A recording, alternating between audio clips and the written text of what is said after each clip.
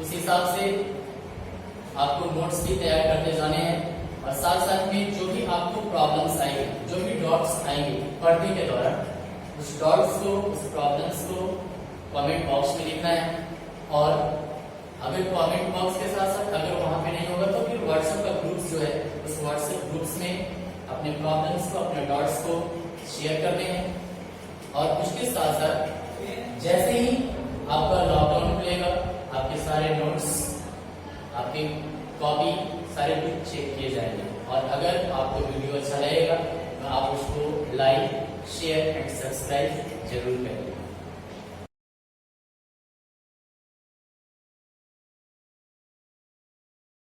सबसे पहले हम लोग क्या जानते हैं कि न्यूट्रिशन इन प्लांट्स में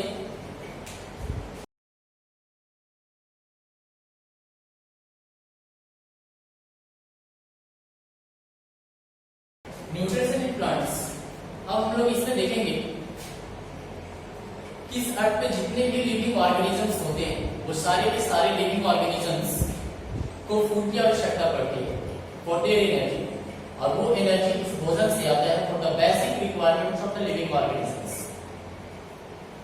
and after that bye the use of that energy the living organisms perform different types of functions, different metabolic functions, and such metabolic functions are regulated inside the body of living organisms, and according to that we come to know about the various processes how the living organisms survive their life।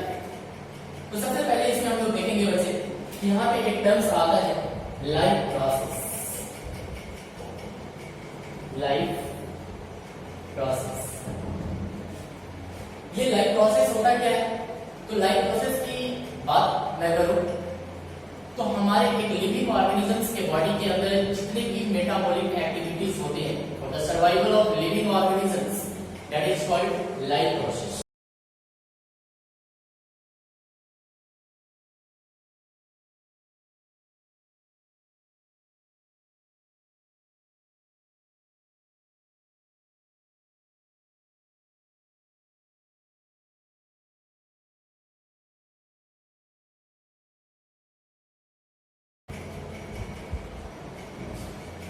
यानी कि एक living organisms के अंदर जितने भी biological activities perform होते हैं body के अंदर, रिक्वायरमेंट होती है, हैपनिंग्स होता है एक लिविंग ऑर्गेनिजम्स के सर्वाइवल के लिए, that is called life process. इसको लाइफ प्रोसेस कहा जाता है। और एक लिविंग ऑर्गेनिजम्स के अंदर क्या क्या लाइफ प्रोसेस हैपेंस होते हैं, क्या क्या एक्टिविटीज परफॉर्म होते हैं, तो यहाँ पर हम लोग देखेंगे कि कुछ बेसिक लाइफ प्रोसेसेस जो है, सब basic life processes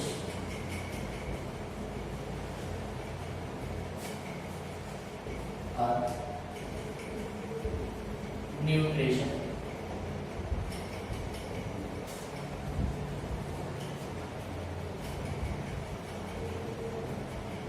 respiration,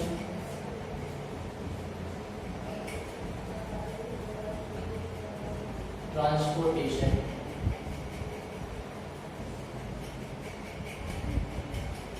expression, medicine. जो कि एक लिविंग ऑर्गेनिजम्स को सर्वाइवल के लिए सारे के सारे एक्टिविटीज परफॉर्म होते हैं, जिसके कारण कोई भी लिविंग ऑर्गेनिजम्स इस अर्थ पे सर्वाइव कर पाता है।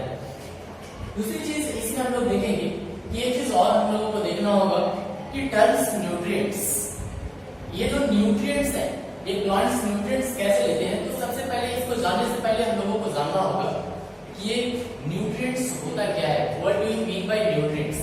वैसे न्यूट्रिएंट्स का मीन्स होता है ऑल द एसेंशियल कंपोनेंट्स, जितने भी एसेंशियल कंपोनेंट्स होते हैं that are essential for the body, body के लिए जो भी एसेंशियल होता है दैट इज कॉल्ड न्यूट्रिएंट्स। इसको न्यूट्रिएंट्स कहा जाता है। और ये न्यूट्रिएंट्स, मेजर जो न्यूट्रिएंट्स होते हैं वो 5 होते हैं। अगर हम बात करें मेजर न्यूट्रिएंट्स का, तो मेजर न्यूट्रिएंट्स में carbohydrates, fats, proteins, vitamins, roughage, minerals, ये सब सारे कुछ आते हैं।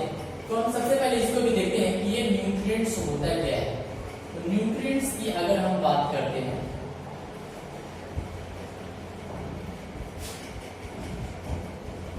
all the essential components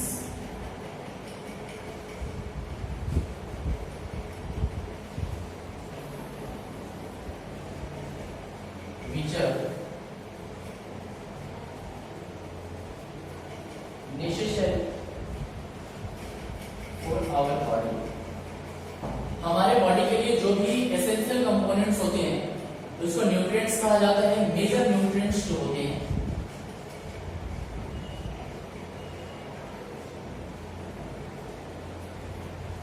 major nutrients में कार्बोहाइड्रेट्स,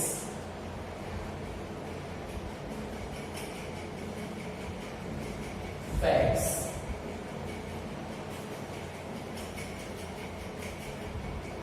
विटामिन्स,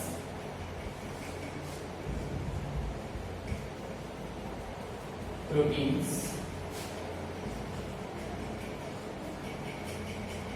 डायट्री फाइबर जिसको रफ एसिड कहा जाता है,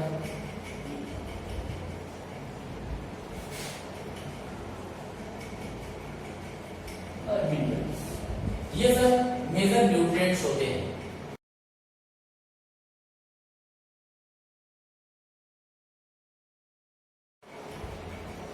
वैसे अभी हम लोग देखेंगे मोड्स ऑफ न्यूट्रिशन के बारे में, क्योंकि अभी जस्ट मैंने बताया था न्यूट्रिएंट्स क्या होता है और न्यूट्रिशन क्या होता है। न्यूट्रिशन की अगर हम बात करते हैं तो ये न्यूट्रिशन टर्म्स भी न्यूट्रिएंट से डिराइव होता है, लेकिन न्यूट्रिएंट्स में हम लोगों ने देखा था कि that is essential components which are required by our body, हमारे बॉडी के द्वारा रिक्वायर होता है। लेकिन यहाँ पे ये nutrition is the mode of intake of food. By the use of that taking food our body requires energy, derive energy from that particular food. And we talk about the modes of nutrition. There are two modes of nutrition: autotrophic mode of nutrition and second one is heterotrophic mode of nutrition. Firstly, we will talk about the autotrophic mode of nutrition.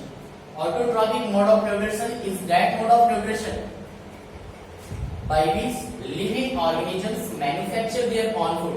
एक ऐसा process होता है जिस process से living organisms जो होते हैं अपना फूड का मैन्युफैक्चरिंग खुद से करते हैं, और जो लिविंग ऑर्गेनिजम्स अपना भोजन खुद से बनाते हैं दैट आर कॉल्ड ऑटोट्रॉप्स, उनको ऑटोट्रॉप्स कहा जाता है, या फिर हम उसी ऑटोट्रॉप्स को प्रोड्यूसर के नाम से जानते हैं। और अगर बात की जाए ऑटोट्रॉप्स का, तो ऑटोट्रॉप्स में ग्रीन प्लांट्स आते हैं, ग्रीन प्लांट्स के अलावा कुछ एल्गी आते हैं जिसमें साइनोबैक्टीरिया हो गया। तो ये सब जितने भी हैं ये सारे के सारे अपना फूड का मैन्युफैक्चरिंग खुद से करते हैं। तो जो लिविंग ऑर्गेनिजम्स अपना फूड का मैन्युफैक्चरिंग खुद से करते हैं उनको ऑटोट्रॉप्स कहा जाता है, या उन्हीं को प्रोड्यूसर्स ही कहते हैं, प्रोड्यूसर्स कहा जाता है। इसके बाद अगर हम बात करते हैं तो ऑटोट्रॉपिक न्यूट्रिशन के दो पार्ट्स होते हैं, एक फोटो ऑटोट्रॉपिक होता है, दूसरा केमो ऑटोट्रॉपिक होता है। फोटो ऑटोट्रॉपिक का मींस होता है कि फोटो का मींस होता है लाइट, और ट्रॉपिक का मींस होता है न्यूट्रिशन, यानी कि जो न्यूट्रिशन जो ऑर्गेनिजम्स लाइट के प्रेजेंस में अपना भोजन बनाते हैं, मैन्युफैक्चर करते हैं, that nutrition is called phototropic nutrition. Phototropic nutrition कहा जाता है।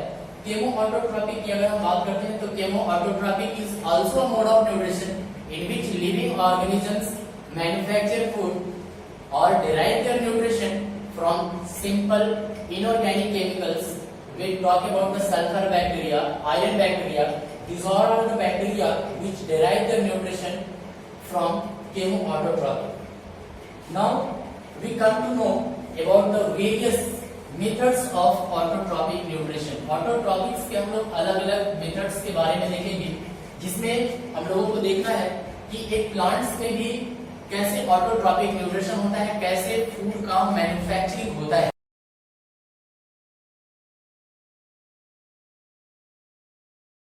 तो अगर हम बात करते हैं फोटोसिंथेसिस का प्लांट्स में,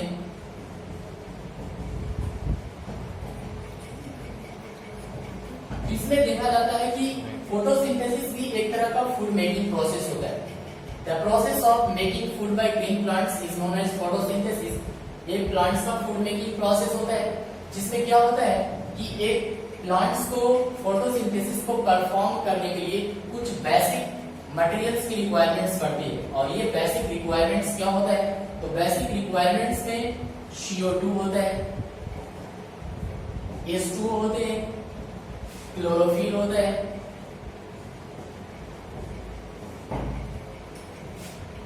सनलाइट होता है। ये रॉ मटेरियल्स है जो कि एक प्लांट्स को फोटोसिंथेसिस को परफॉर्म करने के लिए ये सब बेसिक रिक्वायरमेंट्स होते हैं। और जब ये सारे बेसिक रिक्वायरमेंट्स प्लांट्स को मिल जाते हैं तो प्लांट्स में फोटोसिंथेसिस का फॉर्मेशन होता है।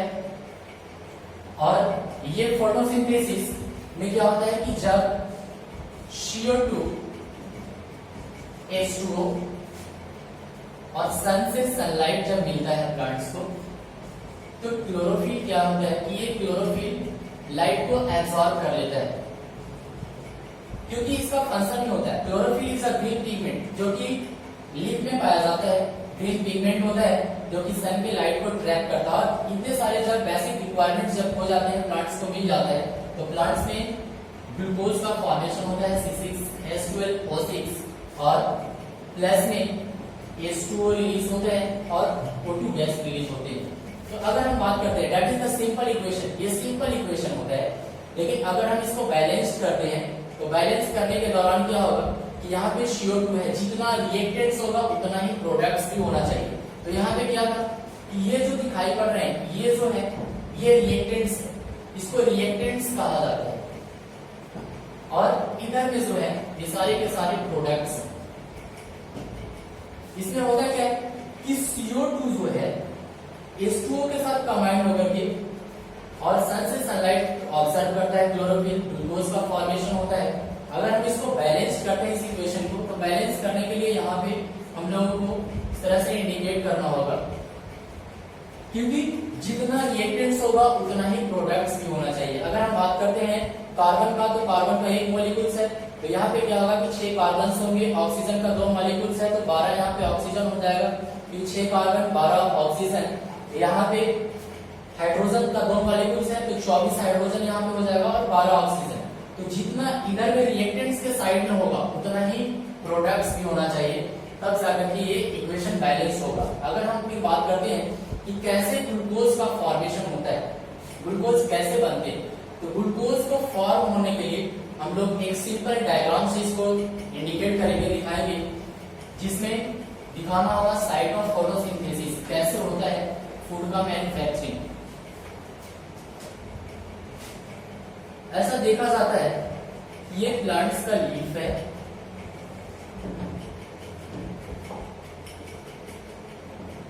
जो कि यहाँ पे ये जो लीफ दिखाई पड़ रहा है पत्ते के सबसे टॉप का जो पॉइंट होता है इसको टीप कहते हैं या इसको लीफ अपेक्स कहा जाता है। ये साइड का इसको लैमिना कहते हैं। तो एक लीफ के अंदर पाया जाता है क्लोरोफिल, लेकिन साइट ऑफ फोटोसिंथेसिस हम लोग जानते हैं कि प्लांट्स के लीफ में ही फूड का मैन्युफैक्चरिंग होता है, लेकिन लीफ के साथ साथ हम लोग सीधा अकॉर्डिंग टू स्टैंडर्ड हम लोग जानेंगे कि लीफ में पाया जाता है क्लोरोप्लास्ट। क्लोरोप्लास्ट एक डबल मेम्ब्रेन बाउंडेड स्ट्रक्चर होता है और इसमें क्या होता है कि ये जो डबल मेम्ब्रेन बाउंडेड स्ट्रक्चर है इसके अंदर में स्टैक्स होता है ग्रेना का।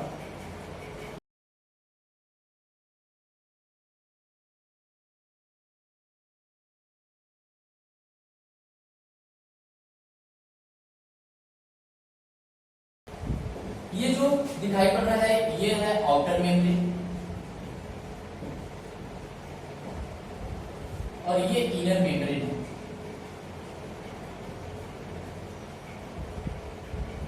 इसमें ये जो हेलिकल स्ट्रक्चर दिखाई पड़ रहा है ये ग्रेना है, इसको हम स्टैक ऑफ थैलाकोइड्स कहते हैं। स्टैक ऑफ थैलाकोइड्स, ये जो स्फेरिकल बॉडी दिखाई पड़ रहा है इस स्फेरिकल बॉडी को थैलाकोइड कहा जाता है और स्टैक ऑफ थैलाकोइड्स को ही कहा जाता है ग्रेना।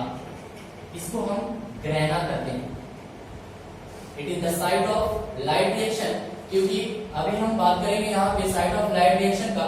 तो इसमें क्या होता है कि एक प्लांट्स को फूड को मैन्युफैक्चरिंग करने के लिए लाइट के प्रेजेंस में ग्रेना में ही फूड का मैन्युफैक्चरिंग होता है, क्योंकि बहुत सारे मेजर इवेंट्स होते हैं जिसके कारण एक पौधे के अंदर फूड का मैन्युफैक्चरिंग होता है। तो यहाँ पे ये स्टैक ऑफ थैलाकोइड्स इस ग्रेने को कहते हैं।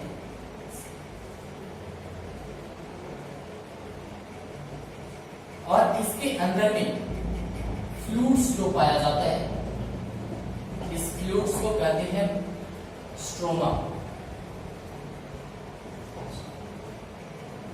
Site of dark reaction.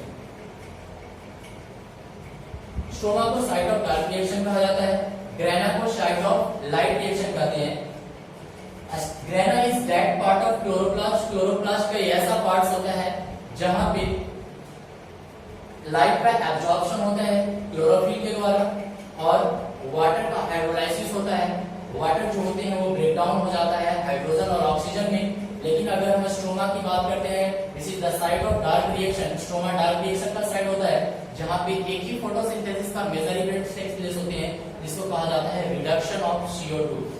तो इसमें हम लोगों को देखना है कि ये जो स्टैकिंग है ग्रेना का, और यहाँ पे जो फ्लूइड्स है, ये फ्लूइड्स में क्या होता है कि फ्लूइड्स में डार्क रिएक्शन है। ऐसा नहीं है कि डार्क रिएक्शन का मतलब कि रात में फोटोसिंथेसिस लाइट में जो है फूड का मैन्युफैक्चरिंग नहीं होता है या फिर CO2 खत्म हो जाता है, ऐसा नहीं है। डार्क रिएक्शन का मतलब होता है कि लाइट इंडिपेंडेंट रिएक्शन, यानी कि लाइट पहले ही क्लोरोफिल के द्वारा एब्जॉर्ब कर लिया जाता है, इसके बाद प्रोसेस स्टार्ट होते हैं डार्क रिएक्शन। इसमें देखा जाता है कि ये जो ग्रेना है, ये ग्रेना से दिखाई पड़ रहा है कि ये थ्रेड लाइक का स्ट्रक्चर दूसरे ग्रेना से अटैच होता है, ये एक दूसरे से अटैचिंग होता है, इसको कहा जाता है लैमेला, इसको लैमेला कहा जाता है। और इसमें क्या है कि इस लैमेले के अंदर में, इस ग्रेने के अंदर में इस लैमेले से मटेरियल्स का एक्सचेंजमेंट जो होता है, और ये जो बीच का जो स्ट्रक्चर दिखाई पड़ रहा है, खाली जो जगह दिखाई पड़ रहा है ग्रेना के अंदर में, इसको कहा जाता है ल्यूमेन, इसको ल्यूमेन कहते हैं। तो ये क्लोरोप्लास्ट का डायग्राम है, जो कि प्लांट्स में फोटोसिंथेसिस का जो प्रोसेस होता है वो लीफ के क्लोरोप्लास्ट में होता है, यहीं पे फूड का मैन्युफैक्चरिंग होता है।